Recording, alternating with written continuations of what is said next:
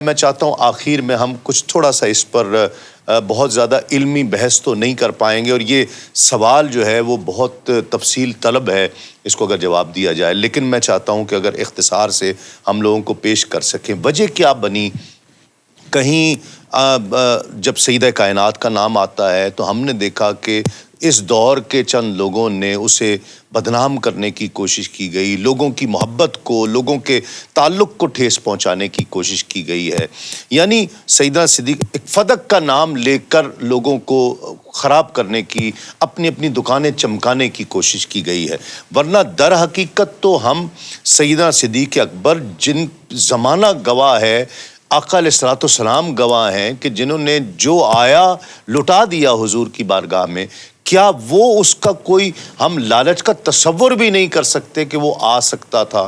یا سیدہ کائنات جنہوں نے تمام عمر اپنی فقر میں گزاری ہے، وہ کوئی ان کے دل میں خدا نہ خواستہ کوئی لالچ آ سکتا تھا؟ یہ وجہ کیا بنی؟ ایسا دور آ گیا کہ دونوں ہستیوں سے ایک طبقہ ایک ہستی سے متنفر کرنے کی کوشش کرے، دوسرا طبقہ دوسری ہستی سے متنفر کرنے، اس کی وجہ کیا بنی؟ دیکھیے قبلہ صابری صاحب، اصل میں بات یہ ہے کہ جب لوگوں کو کچھ ذوات کی سمجھ نہیں آتی، ان کا مقام اور مرتبہ سمجھ نہیں آتا، تو پھر اس طرح کے الفاظ ان کی شان میں جو ہے وہ ہرزہ سرائی کے وہ ادا ہو جاتے ہیں۔ اتنا الجھا دیا گیا؟ دیکھیے اس میں پہلی بات تو یہ ہے کہ مقام سیدہ فاطمہ الزہرا کو سمجھنے کی ضرورت ہے۔ یہاں میں ابتداءً ایک چیز میں بنیادی پیش کرنا چاہوں گا، وہ تو نبی زادی ہیں نا، رسول اللہ کی شہزادی ہیں۔ سیدہ فاطمہ الزہرا کو سمجھنا ہے تو ابو لہب کی بیٹی کو سمجھیے۔ اللہ اللہ۔ الاصابہ فی معرفت الصحابہ، یہ کتاب ہے رجال کی، اس کے اندر درہ بنت ابی لہب یا سبیعہ بنت ابی لہب کے عنوان کے ساتھ یہ حضور کی صحابیہ ہے، بیٹی ابو لہب کی ہے۔ ٹھیک ہے۔ جب اسلام قبول کر لیا تو یہ مدینہ شریف حضور کی بارگاہ میں آئیں۔ ٹھیک، اکیلی آ گئی؟ خود آ گئیں، اسلام قبول کیا۔ ٹھیک ہے۔ اس کے بعد جب مدینہ شریف آئیں تو لوگوں نے انہیں ابنۃ حطب النار کہا، ابنۃ حطب النار، ٹھیک ہے، جہنمی ایندھن کی بیٹی، ٹھیک ہے، یہ بولا۔ بیٹی ابو لہب کی تھی، برداشت نہیں ہوا، دوڑی حضور کی بارگاہ میں آئیں، آ کر کہا یا رسول اللہ میں نے کلمہ پڑھ لیا، مسلمان ہو گئی، ہلکا بگوش اسلام ہو گئی، لوگ مجھے میرے باپ کا تانا دیتے ہیں ابو لہب والی بات کہتے ہوئے، مجھے اذیت دیتے ہیں، اب اچھا نہیں لگتا۔ اب وہ جب حضور کے پاس آئیں تو یہ بات حضور کو بھی پسند نہیں آئی۔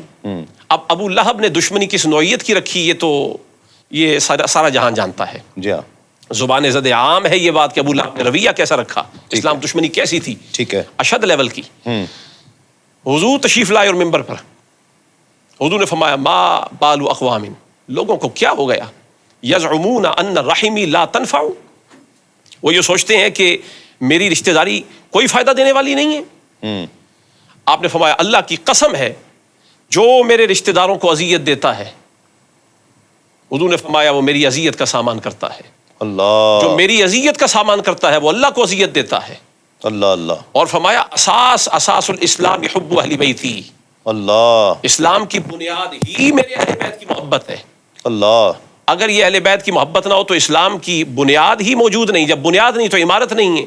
صحیح۔ جو لوگ یہ ہے سبیعہ، یہ ہے درہ بنت ابی لہب، ابو لہب کی بیٹی ہو تو اس کے بارے میں رسول اللہ ایسے جملے پسند نہیں فرماتے۔ جی ہاں، نبی کی اپنی بیٹی ہو اور لوگوں کے دماغ خراب کیے جائیں، اس کا مطلب یہ ہوا کہ کتنی اذیت ہوگی حضور، کتنی اذیت ہے۔ جی، حضور نے فرمایا فاطمہ بضعۃ منی، فاطمہ میرے جسم کا ٹکڑا ہے۔ اس مقام کو سمجھنے کی ضرورت ہے، جو یار لوگوں نے کئی بار پڑھا، بارہا پڑھا کتابوں میں، ازبر ہے یہ جملہ، اور یہ تقاریر کے اندر جھاڑا بھی جاتا ہے لیکن اس کو مانا نہیں جاتا۔ ذرا سوچنے کا مقام ہے، فاطمہ بضعۃ منی، فاطمہ میرے جسم کا ٹکڑا ہے، اور اس کا یہ بھی ترجمہ کیا گیا فاطمہ میرا دل ہے، فاطمہ میرا جگر ہے، فاطمہ میری روح ہے، میری روح ہے۔ مختلف مقامات پر حضور نے فرمایا، یعنی حضور نے باور یہ کروایا کہ تم فاطمہ کو مجھ سے جدا سمجھتے ہو۔ اچھا یہاں میں ایک چیز وہی میں جو آپ پیش کر رہے تھے ابتداءً، آپ نے تمہید میں جب بات کی سیدہ فاطمہ، سیدہ عائشہ صدیقہ رضی اللہ تعالی عنہا، جی، صدیقہ کائنات، بے شک، انہوں نے فرمایا ما رأیت احدا اشبہ برسول اللہ سمتا ودلا وہدیا وکلاما برسول اللہ من فاطمہ، میں نے فاطمہ الزہرا سے زیادہ اشبہ کسی کو نہیں دیکھا۔ جی، چلنے میں، پھرنے میں، اٹھنے میں، بیٹھنے میں، عادات و اطوار میں، نشست و برخاست میں، یہ ساری باتوں میں، کھانے پینے میں، اٹھنے بیٹھنے میں. آگے چل کے آپ نے فرمایا کانت اذا دخلت علی النبی صلی اللہ علیہ وسلم، جب حضرت فاطمہ الزہرا داخل ہوتی نا حضور کے حجرے میں، قام الیہا، حضور ان کے لیے کھڑے ہو جاتے، واہ، اور اخذ بیدیہا، حضور ان کے دست مبارک کو پکڑ لیتے، فقبلہا، حضور ان کے ہاتھ پر بوسہ دیتے، ہائے ہائے ہائے، ثم اجلسہا فی مجلسہ، پھر حضور اپنی مجلس کو چھوڑ کر، جہاں حضور بیٹھے ہوتے نا، اپنی جگہ کو چھوڑ کر وہاں فاطمہ الزہرا کو بٹھاتے. ہائے ہائے. میں یہاں پر لوگوں کو ٹھہرا کے یہ بات میں باور کرواتا ہوں، اگرچہ حضور کے گھر میں اور بھی جگہ مجلس کی ہوگی بیٹھنے کی، کیا ضرورت پیش آئی کہ حضور اپنی ہی مجلس پر فاطمہ الزہرا کو بٹھا رہے ہیں، ہائے ہائے، جہاں وہ خود بیٹھتے. خود بیٹھتے. اس بات کی طرف اشارہ حضرت ابوبکر صدیق نے کیا، اور قبو محمدن فی اہل بیتہ، حضور کے اہل بیت کے ساتھ سلوک کرتے ہوئے، یہ ان لوگوں کو جن کی طرف آپ اشارہ کر رہے ہیں نا، گویا ابوبکر صدیق نے ان کو یہ تاکیدن کہا ہے، ہوش کرو کس کے بارے میں بات کر رہے ہو. اللہ. اور قبو محمدن فی اہل بیتہ، اہل بیت کے ساتھ سلوک کرتے ہوئے خیال رکھو یہ سلوک تم اہل بیت سے نہیں کر رہے، یہ رسول اللہ سے کر رہے ہو. ہائے ہائے. کیوں؟ فاطمہ الزہرا کا مقام یہ ہے، یہ مجلس رسول پر بیٹھنے والی ہے. حضور نے پکڑ کر ادھر بٹھا کے دنیا کو بتایا ہے، اس کے ساتھ معاملہ کرتے ہوئے لحاظ رہے، یہ میری مجلس پہ بیٹھنے والی ہے، اللہ، اسے میں نے اپنی مجلس پہ بٹھایا ہے. اور جب حضور ان کے گھر تشریف لے جاتے، بعین ہی یہی معاملہ سیدہ کائنات حضور کے ساتھ فرماتی، بوسہ دیتی، قیام فرماتی، اور پھر اپنی جگہ پر حضور کو بٹھاتی. معلوم یہ ہوا کہ یہ مجلس پر، ایک دوسرے کی مجلس پر بٹھا کر اشارہ کر کے بتایا جا رہا ہے، دھیان رہے فاطمہ کے ساتھ بات کرتے ہوئے اور معاملہ کرتے ہوئے اور سلوک کرتے ہوئے مت سمجھو اکیلی فاطمہ سے سلوک ہو رہا ہے، ہائے ہائے. یہ سلوک مصطفیٰ سے ہو رہا ہے، یہ معاملہ مصطفیٰ سے ہو رہا ہے. لہٰذا جنہوں نے زبانیں دراز کی ہیں طعن میں سیدہ زہرا بطول سلام اللہ علیہا کے لیے، امام سہیلی نے تو فاطمہ بضعۃ منی کی شرح کے اندر یہ لکھ دیا ہے، ارشاد الساری کے اندر وہ یہ فرماتے ہیں کہ جس نے فاطمہ الزہرا کو سب کیا، من سبہا یکفر، اس نے کفر کیا ہے. وجہ کیا ہے؟ یہ ٹکڑا محمد مصطفیٰ کے وجود کا ہے، ہائے ہائے، کوئی عام ہستی نہیں ہے، عام ہستی نہیں ہے. اللہ اللہ. اچھا یہ تو ہیں سیدہ کائنات، لوگوں کو ان کا مقام کیا سمجھ آئے گا؟ آج تک تو دنیا حضور کے نالین کا مقام نہیں سمجھ سکی، ہائے ہائے. مادر حسنین کا مقام کیا سمجھے گی؟ ہائے ہائے. میں حضور کے گھر کی ایک خادمہ کی بات کرنا چاہتا ہوں. یہ طبرانی شریف کے اندر حضرت جابر جو حضور کے صحابی ہیں ان کی روایت ہے، وہی کہتے ہیں کانت لی آل محمد صلی اللہ علیہ وسلم خادمۃ، حضور کے اہل بیت کی ایک خادمہ تھی جس کا یقال لہا بریرہ، جنہیں بریرہ کے لقب سے پکارا جاتا تھا. جی. تو ایک دن وہ خدمت کر کے حضور کے گھر سے باہر نکلی تو راستے میں لقیہا رجل، ایک آدمی ملا، فقال، اس نے کہا غطی شعیفاتک، یہ جو تیری زلفیں ہیں نا، تیرے بال دوپٹے سے باہر نکلے ہوئے ہیں، ان کو ڈھانپ لے. فإن محمدا لن یغنی عنک من اللہ شیئا، صلی اللہ. تجھے محمد رسول اللہ اللہ سے کوئی فائدہ نفع لے کے دینے والے نہیں ہیں، خود ہی عمل کر. جیسے آج بہت سارے لوگ کہتے ہیں جی سیدوں کی عزت ہم تب کریں گے جب ان کا عمل کوئی قابل ہوگا عزت اور احترام کے. میں نے کہا سیدوں کا عمل تو بعد میں دیکھو، پہلے اہل بیت کی خادمہ جو ہیں ان پر یہی اعتراض کسی نے قائم کیا تھا کہ بال خود سنبھال، مصطفیٰ فائدہ دینے والے نہیں ہیں، اپنے عمل پر بھروسہ کر. استغفر اللہ.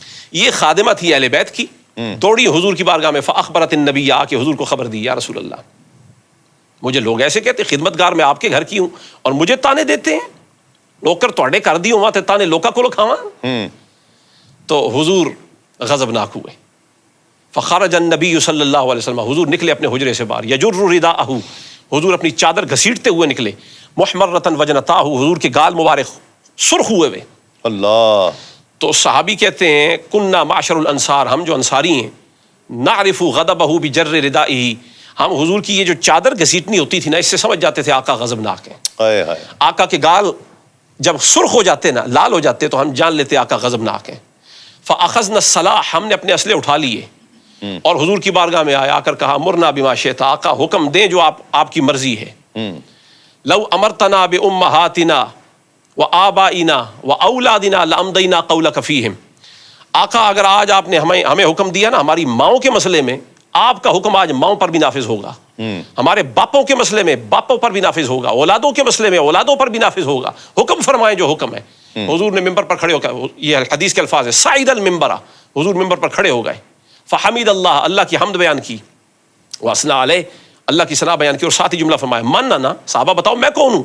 اللہ. سب نے کہا انت رسول اللہ، یا آپ اللہ کے رسول ہے. فرمایا نہیں، من انا، رسول اللہ تو میں ہوں، لیکن یہ بتاؤ میں ہوں کیا, کون, میری پہچان کیا ہے؟